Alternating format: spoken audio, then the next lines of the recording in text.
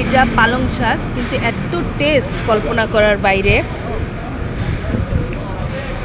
এটা রায়তা, আর এটা হচ্ছে সালাদ।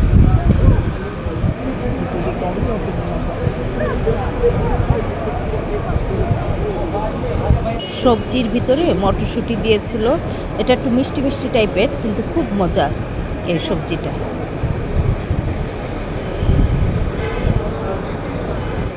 এবার চিকেন নিলাম। চিকেনটা মাশাআল্লাহ ভালোই ছিল।